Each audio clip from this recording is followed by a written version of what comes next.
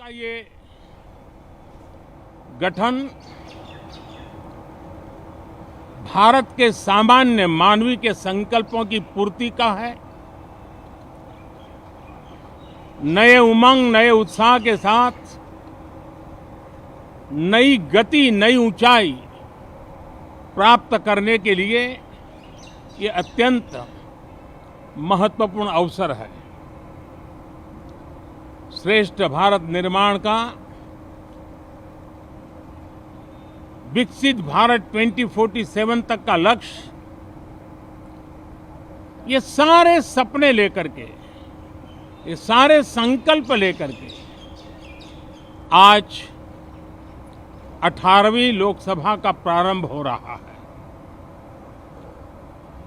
विश्व का सबसे बड़ा चुनाव बहुत ही शानदार तरीके से, बहुत ही गौरवमय तरीके से संपन्न होना, ये हर भारतीय के लिए गर्व की बात है। 140 करोड़ देशवासियों के लिए गर्व की बात है। करीब 65 करोड़ से ज्यादा मतदाताओं ने मतदान में हिस्सा लिया। यह चुनाव इसलिए भी बहुत महत्वपूर्ण बन गया है कि आजादी के बाद दूसरी बार किसी सरकार को लगातार तीसरी बार सेवा करने के लिए देश की जनता ने अवसर दिया है। और यह अवसर 60 साल के बाद आया है। ये अपने आप में बहुत बड़ी गौरवपूर्ण घटना है। साथियों, जब देश की जनता ने तीसरे कार्यकाल के लिए भी एक सरकार को पसंद किया है, मतलब उसकी नीयत पर मोहर लगाई है, उसकी नीतियों पर मोहर लगाई है, जनता जनार्दन के प्रति उसके समर्पण भाव को मोहर लगाई है। और मैं इसके लिए देशवासियों का हृदय से आभार व्यक्त करता हूं। गत 10 वर्ष में जिस परंपरा को हमने प्रस्थापित करने का निरंतर प्रयास किया है, क्योंकि हम मानते हैं कि सरकार चलाने के लिए बहुमत होता है, लेकिन देश चलाने के लिए सहमति बहुत जरूरी होती है। और इसलिए हमारा निरंतर प्रयास रहेगा कि हर किसी की सहमति के साथ, हर किसी को साथ लेकर के मां भारती की सेवा करें, 140 करोड़ देशवासियों की आशा आकांक्षाओं को परिपूर्ण करें। हम सबको साथ लेकर के चलना चाहते हैं, सबको साथ लेकर के संविधान की मर्यादाओं का पालन करते हुए निर्णयों को गति देना चाहते हैं। 18वीं लोकसभा में हमारे लिए खुशी की बात है कि युवा सांसदों की संख्या अच्छी है। और हम जब 18 की बात करते हैं तो भारत की परंपराओं को जो जानते हैं, भारत की सांस्कृतिक विरासत से जो परिचित हैं, उनको पता है कि हमारे यहाँ 18 अंक का बहुत सात्विक मूल्य है। गीता के भी 18 अध्याय है। कर्म, कर्तव्य और करुणा का संदेश हमें वहां से मिलता है। हमारे यहाँ पुराणों और उपपुराणों की संख्या भी 18 है। 18 का मूलांक 9 है और 9 पूर्णता की गारंटी देता है। 9 पूर्णता का प्रतीक अंक है। 18 वर्ष की आयु में हमारे यहां मताधिकार मिलता है। 18वीं लोकसभा भारत के अमृतकाल की इस लोकसभा का गठन वो भी एक शुभ संकेत है। साथियों, आज हम 24 जून को मिल रहे हैं। कल 25 जून है। जो लोग इस देश के संविधान की गरिमा से समर्पित हैं, जो लोग भारत की लोकतांत्रिक परंपराओं पे निष्ठा रखते हैं, उनके लिए 25 जून न भूलने वाला दिवस है। कल 25 जून को भारत के लोकतंत्र में जो काला धब्बा लगा था, उसके 50 वर्ष हो रहे हैं। भारत की नई पीढ़ी इस बात को कभी नहीं भूलेगी कि भारत के संविधान को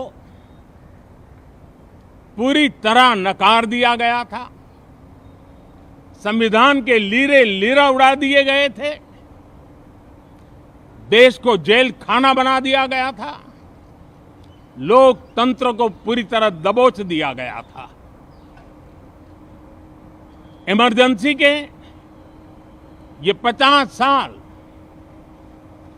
इस संकल्प के हैं कि हम गौरव के साथ हमारे संविधान की रक्षा करते हुए, भारत के लोकतंत्र लोकतांत्रिक परंपराओं की रक्षा करते हुए देशवासी संकल्प लेंगे कि भारत में फिर कभी कोई ऐसी हिम्मत नहीं करेगा जो 50 साल पहले की गई थी और लोकतंत्र पे काला धब्बा लगा दिया गया था।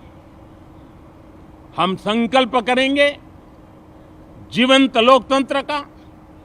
हम संकल्प करेंगे भारत के संविधान की निर्दिष्ट दिशा के अनुसार जन सामान्य के सपनों को पूरा करना। साथियों, देश की जनता ने हमें तीसरी बार मौका दिया है। ये बहुत ही महान विजय है, बहुत ही भव्य विजय है। और तब हमारा दायित्व भी 3 गुना बढ़ जाता है।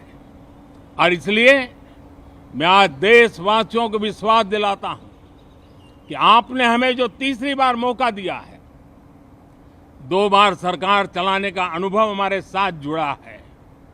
मैं देशवासियों को आज विश्वास दिलाता हूं कि हमारे तीसरे कार्यकाल में हम पहले से 3 गुना ज्यादा मेहनत करेंगे।